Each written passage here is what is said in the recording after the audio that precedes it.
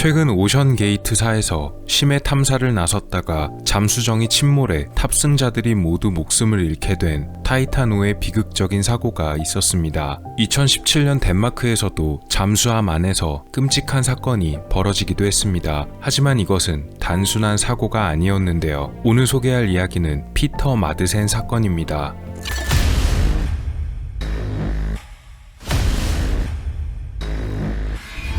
피터 마드센은 1971년 덴마크에서 태어났습니다. 그는 학업 성적이 꽤 뛰어난 편이었고 과학 분야에 대단히 관심이 많았습니다. 그가 특별히 관심을 보였던 것은 바로 로켓과 잠수함에 관한 것이었습니다. 그래서 고등학교에 다니던 때 이미 직접 로켓을 발명한 전적이 있습니다. 학교를 졸업한 이후 본격적으로 발명에 몰두하게 되었는데요. 문제는 그가 정해진 직업이 없었기 때문에 모든 발명을 후원에 의지해야만 했습니다. 그러나 그의 뛰어난 기술에 자극을 받은 사람들이 피터를 공식적으로 후원해줬고 그는 후원받은 모금액을 통해서 지속적으로 로켓과 잠수함을 만들어 나갔습니다. 그렇게 해서 2002년 첫 잠수함이 만들어집니다. 프레야라고 이름 붙인 이 잠수함은 덴마크 최초로 기업이 아닌 개인이 만들어낸 잠수함으로 꽤 유명세를 타게 되었습니다. 이 결과에 고무받은 피터는 다시 한번 발명에 들어갔고 프레야의 성공적인 결과를 본 사람들이 전보다 더 큰 금액을 후원해줬습니다. 그래서 2005년 두 번째 잠수함을 만들어냈습니다. 크라카라고 불리는 이 잠수함은 디젤과 전기기관이 함께 사용되어진 덴마크 최초의 잠수함이라는 타이틀이 붙게 되었습니다. 그리고 2008년 마지막으로 잠수함이 건조됩니다. 노틸러스라 불리는 이 잠수함은 제작 기간에만 약 3년이 넘게 걸렸으며 제조 비용에만 한국 돈으로 약 2억 원 정도가 들어갔습니다. 피터는 이 세 척의 잠수함을 통해 자신의 이름을 알렸으며 이 덕분에 2008년 덴마크의 사업가이자 건축가인 크리스티안 폰 뱅트손을 알게 되었습니다. 그리고 이 두 사람은 코펜하겐 서브 오비털이라는 프로젝트 기업을 설립하게 되었는데요. 바로 민간 항공 우주 사업을 추진하는 기업으로 뱅트손은 2014년 이 회사를 떠나고 피터만 남게 됩니다. 2014년에는 피터 마드센이 주축이 된 또 다른 항공 우주 기업을 설립하게 되었는데요. 바로 자신의 이름을 따서 만든 로켓 마드센 스페이스랩이라는 회사입니다. 한마디로 일론 머스크와 비슷한 성향이라고 볼 수 있겠는데요. 어쨌든 그의 이런 여러 가지 발명과 사업은 덴마크 내에서 많은 주목을 받기도 했으며 여러 잡지와 기자들의 인터뷰 요청이 쇄도하게 됐습니다.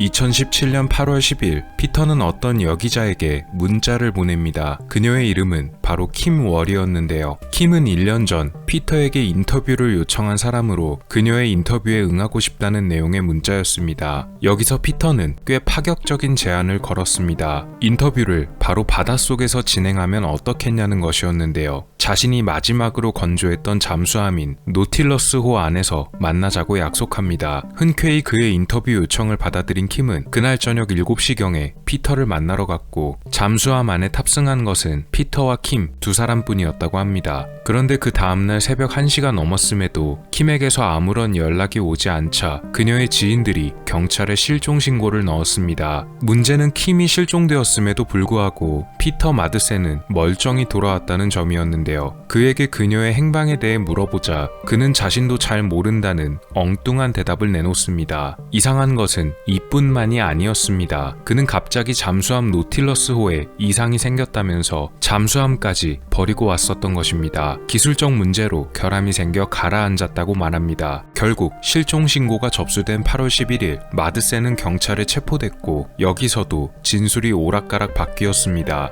처음엔 그녀가 어떻게 됐는지 모르겠다더니 이번에는 잠수함이 가라앉기 전 근처 섬에 내려다 줬다고 말합니다. 그러나 그가 진술한 섬에서 그녀를 찾을 수 없자 이번에는 다시 또 말을 바꿔서 사실 잠수함 안에서 일어난 예기치 못한 사고로 킴이 숨지게 되어 어쩔 수 없이 바다에 버리고 왔다는 것입니다. 그가 밝힌 사고의 구체적인 내용을 정리하자면 잠수함과 바깥을 연결하는 해치를 열다가 갑자기 해치가 강하게 열려 킴의 머리와 부딪혔고 그녀의 두개골이 골절되는 심한 부상을 입었다는 것입니다. 하지만 덴마크 경찰에서는 이 진술을 믿지 않았습니다. 계속해서 진술이 오락가락 바뀌었기 때문이며 잠수함은 왜 버리고 왔냐는 점도 의문이었는데요. 피터는 너무 당황해서 그랬다는 변명을 계속합니다. 이후 침몰됐다는 노틸러스호가 발견되었는데요. 이 잠수함 역시도 피터의 진술과는 다르게 멀쩡한 잠수함을 일부러 침몰시켰음이 조사 결과 밝혀집니다. 그리고 8월 21일 사건의 진상이 드러나게 됩니다.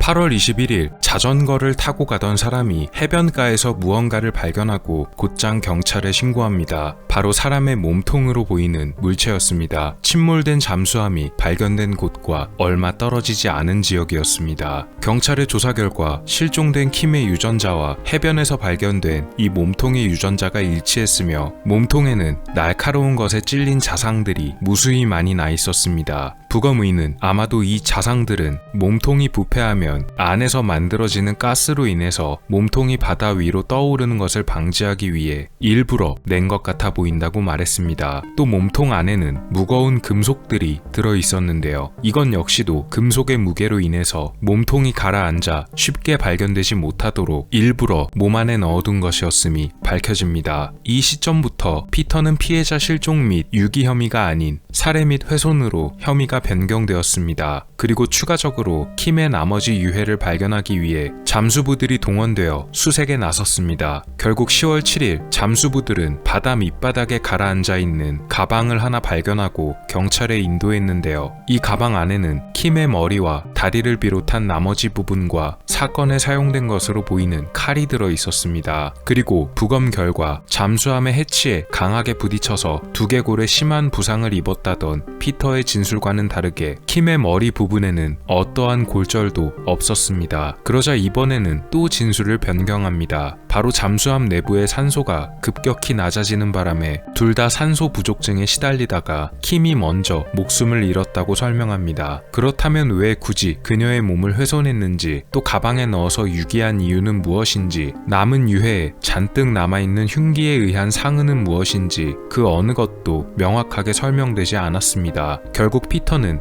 변호사를 선임해 말을 아꼈고 경찰에서는 피터의 주변인들에게 그가 평소 어땠는지에 대해 조사했습니다.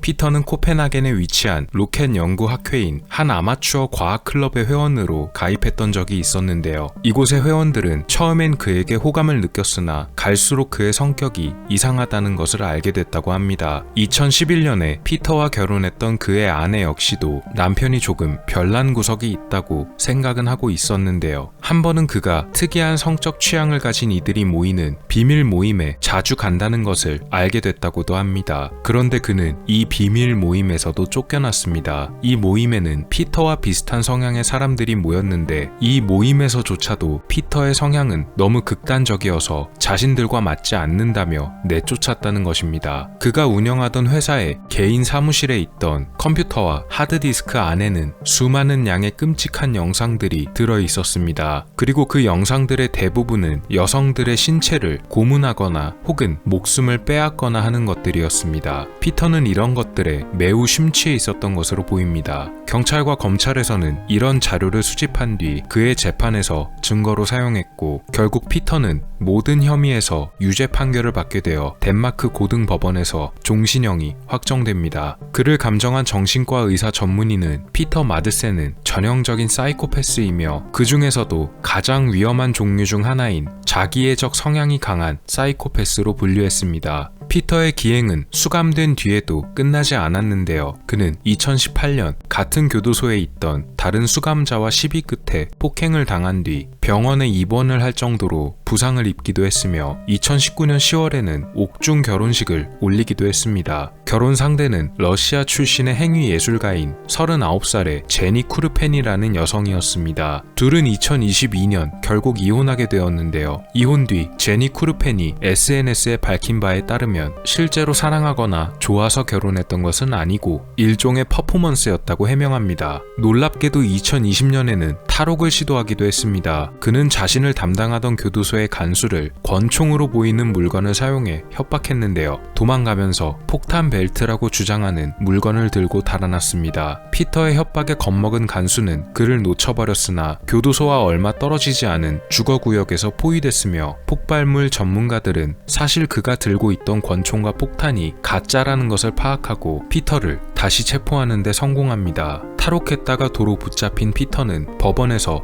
21개월의 추가 실형을 선고받았지만 이미 종신형을 선고받은 인물이었기에 더 추가적인 처벌은 없게 될 것으로 보입니다.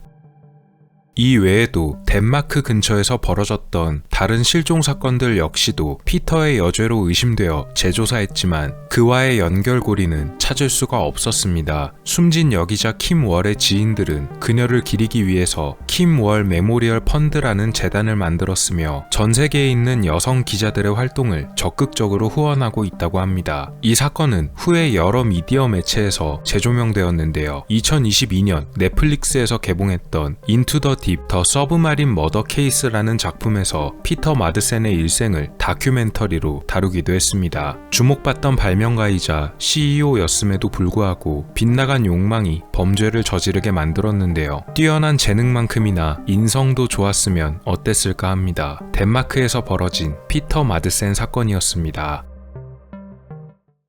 오늘 미스터리 어떠셨나요? 여러분의 구독과 좋아요의 힘으로 다음에도 재밌는 미스터리로 찾아오겠습니다. 미스터리 큐브였습니다. 감사합니다.